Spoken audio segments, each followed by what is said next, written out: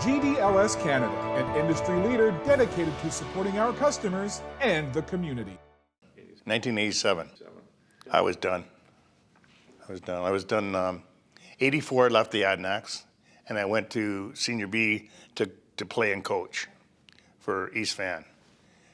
And I was done after that. And then Dave Evans phoned me up and asked me to play the year for him because Dwight Meske broke his toe or his leg, or I don't know what he broke, but he broke something. And he was going to be out for the year.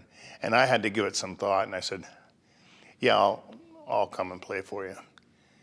But it took me 4 games of watching on the bench because I didn't want to play. I just said, I'll watch, I think his name was Gary or Gobe or something. I'll watch him and watch the shooters because I'm not in tune with them. And then after the 5th game, I went in. And I enjoyed it because it was fun meeting new guys that you played against but didn't really like. But then all of a sudden you liked them, like Terry Oram, Sean Rouse. It was fun to play with them for that 1 year. And we took them to 6 games. We took Coquitlam to 6 games in the playoffs, which I'll never forget because Jody Twa was a good friend of mine with Coquitlam, and we were shaking hands at the end, and he said, I could have just seen it. Old man beats the Adanacs.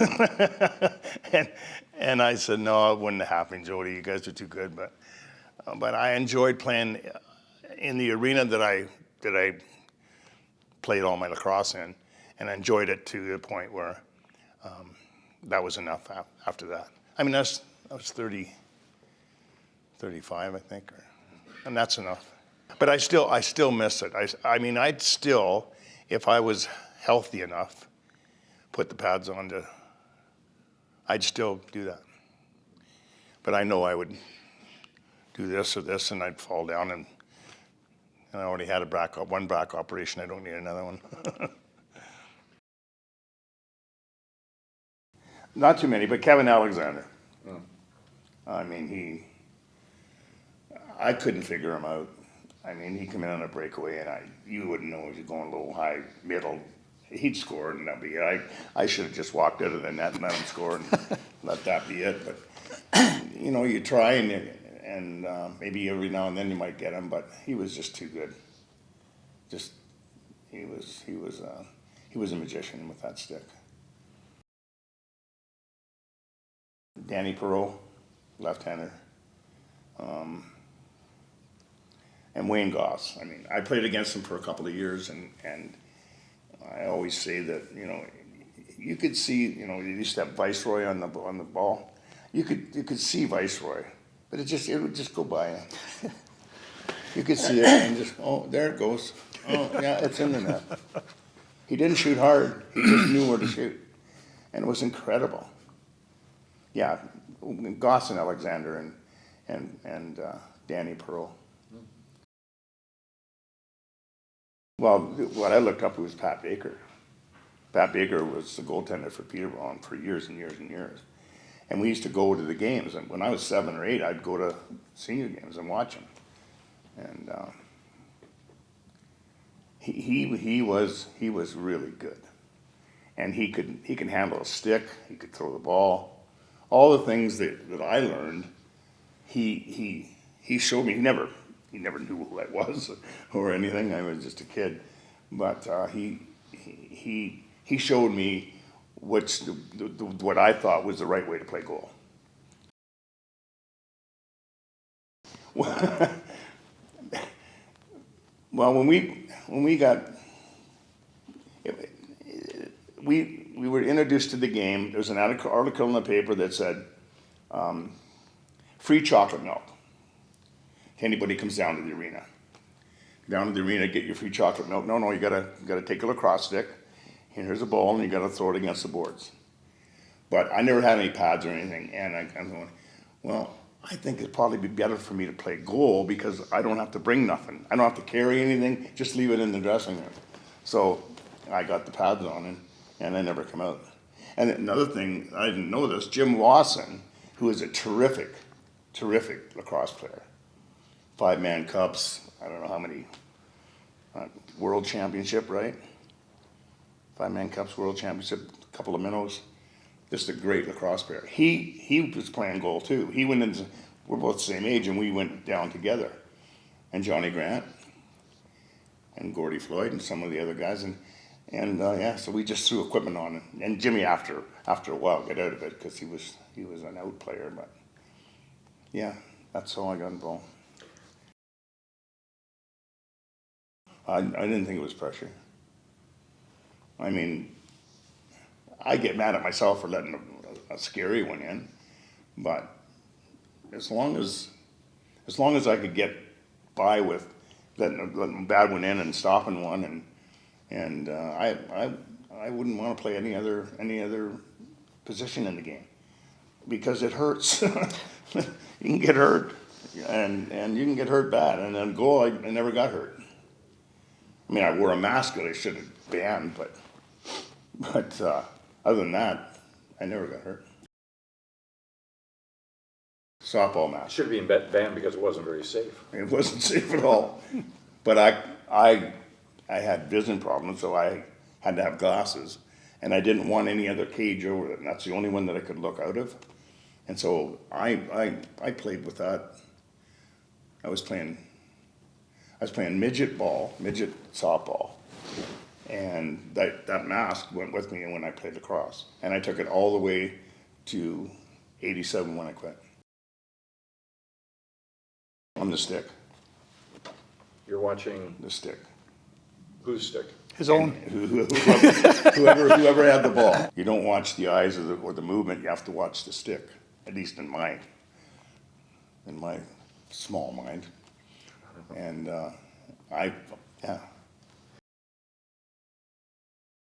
What I made up to lack in my angles, because my angles weren't that good, was I would give a corner. So I'd creep over to the right side of the net and give a whole left side of the net. And the guy would go, oh, well, that's good. And I'd just jump over and get it. And it worked. It worked, except for the smart ones. The smart ones were always, they'd fake or and then drop it into the other corner. But for the most part, it worked. And then I depended on being faster. Because that's another thing, that my stick was always good. And so I mean, I wasn't the best goalie, but I made out. I would want to play a box when Alexander was on the crease, and I'd want to play a diamond when he's in the shooter. And I like being able to press the ball. Like we used to have a press and just one man press and then fall back, one man press and fall back. And I used to like that because I was better inside than I was outside. I couldn't see outside. Yeah, it's funny, there's some verbal goalies, like T was a verbal goalie. So you get back on defense and sometimes you like to take that little breather and when there's someone behind you that's seeing everything that's going on and yelling at you and telling you that something's happening here or there or whatever, kind of shakes you out of your little rest period. So it's it's necessary. I think verbal goalies are an asset, and yeah, T was that way. Some goalies didn't say a peep. Yeah. So you. He did scare me one time, though. I'll tell a story and then I'll shut up. Do you guys know who Larry Smeltzer is? Well, Larry Smeltzer came about 1977 or no, maybe 76 after the Pro League, 76, 77. And Bobby came to me and he said, "I'm going to get Smeltzer over here." And I go, "That's it for me then. It's over for me," because Smeltzer was good. I still think he's the best goalie I've ever played against. Yeah, he is, bar none. And Bobby had me going pretty good. He said, "Yeah, I'm gonna call him. We're gonna offer him $1,000, and they're gonna come over." And I thought it was done. I really didn't, and it broke my heart. But then after he told me, he said we never had a chance to get him in Victoria. But yeah, God, I don't know what would happen if they brought old Larry over.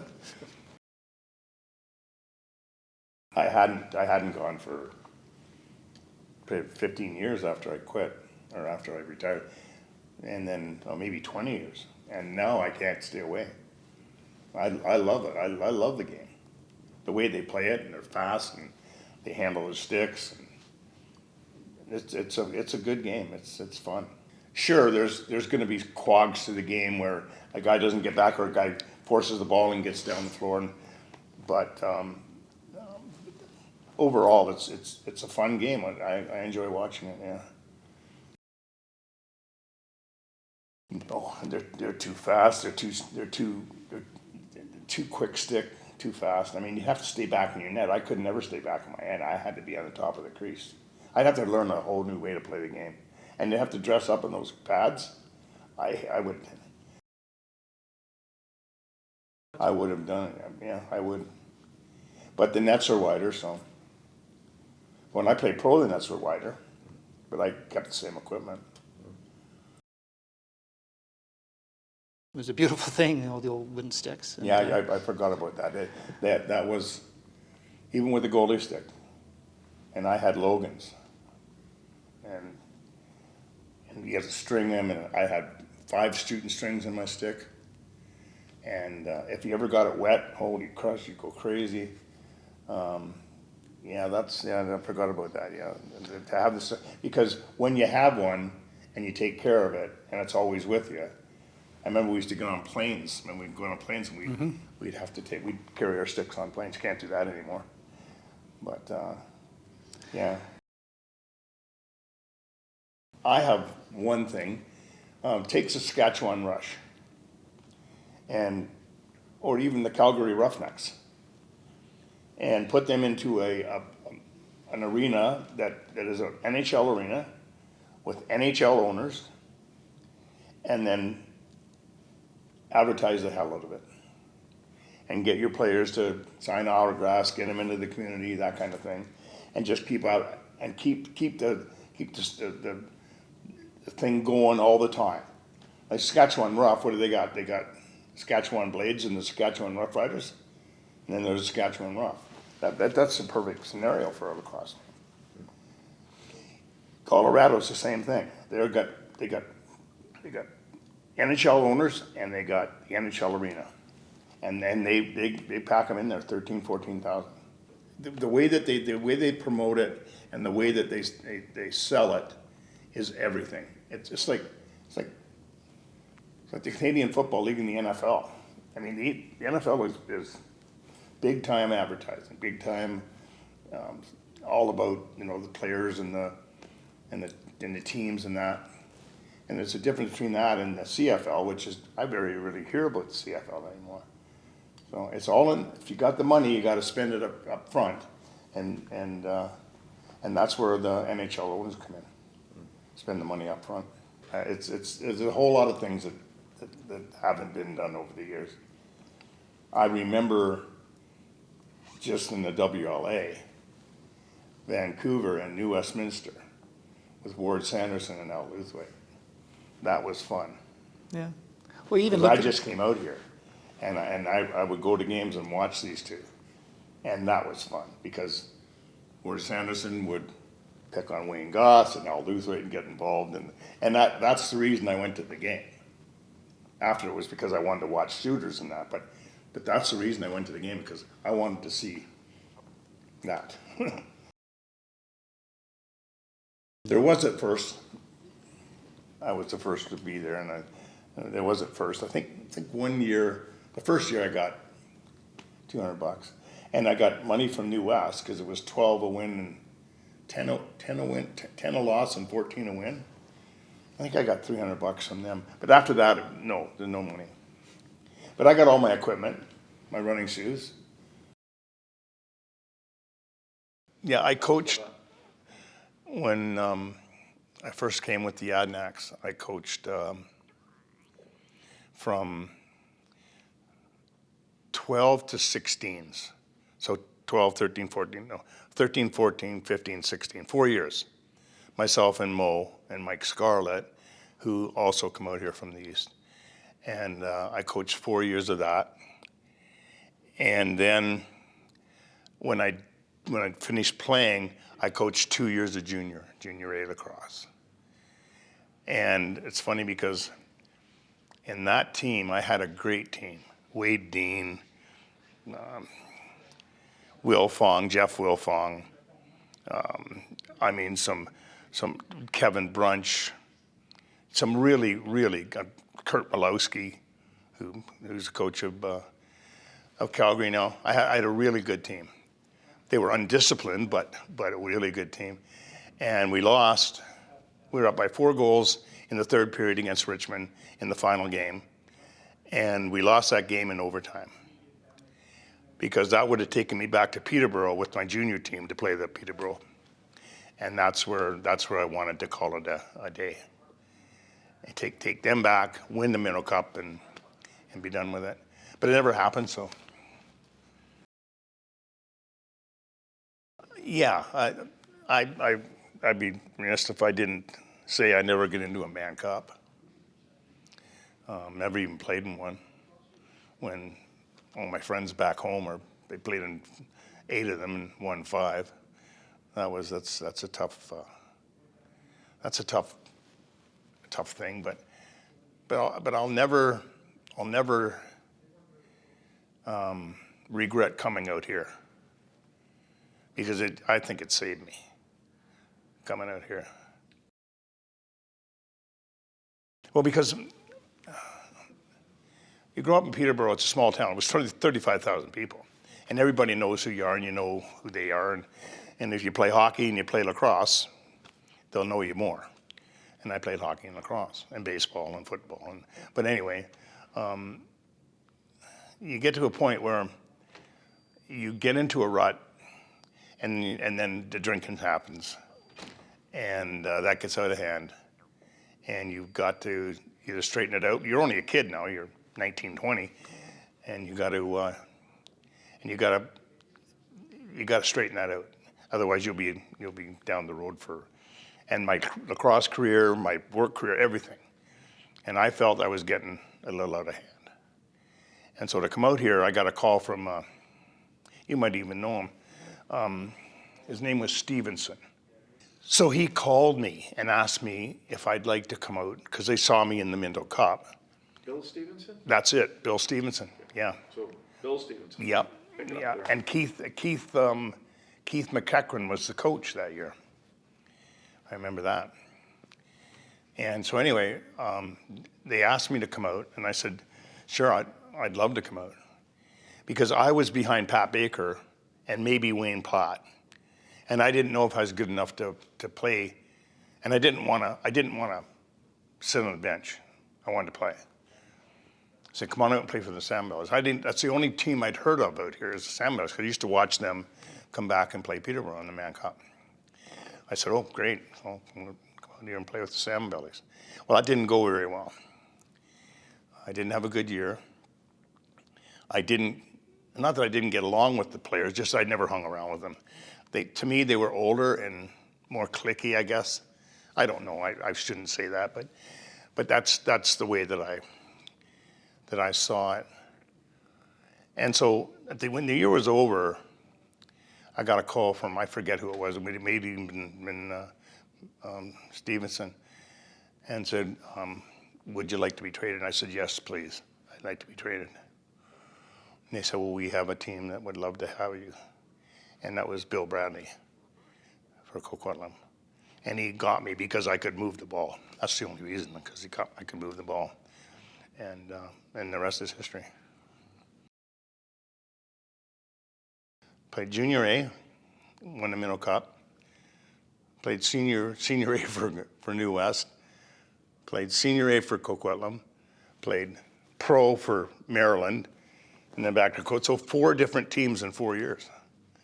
That takes, and 4 different leagues. I mean, the league out here, I'll never forget, I think it was Bobby Tasker when I played in the Minto Cup. And he came in, and it was on a breakaway. And I went, okay, I'll get ready for this, and I'll get set because you're going to fake me out. And he shot from the dotted line and scored. I'm going, who shoots from the dotted line on a breakaway? And you have to get used to that because they were long ball shooters and they were good shooters out here. Really good shooters. All of our stuff was inside back east. You have to get used to that, and you have to get used to a new team and a new surrounding. And so I have a lot of empathy for guys from hockey, Swedish guys or German guys that come over here and taken away from their families and have to learn a new language and how to get along. And I have a lot of empathy for them because in a way I had to do it, but it wasn't anywhere near to their level.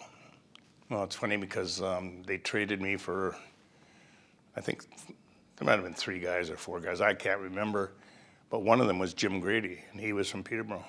The other one was Sandy Lynch, and he was from Peterborough. So it was kind of a oddball. I don't think, I think he had that before. Did he? I think so, yeah. Yeah, it fits him. The dude. He is a true professional in this game. He is. And I got nothing but respect for David, and I like him. We used to have a bet that I think it was if I stopped 2 of him, that he would owe me a beer or whatever, and he scored 1 of me, I'd owe him 2 beers or something like that. And it was a friendly thing, and then we drifted apart. But I've always liked him. He is a true professional for sure. Yeah. We had a ton of fun. I mean, I often thought of my junior career as more fun than anything, but I think I had more fun as an ADNAC in the 10 or 11 years I played for them than I did in the 5 years I played junior, because it just continues to go and go, and we had a core group of guys, and I could name them all, core group of guys that were always at the functions.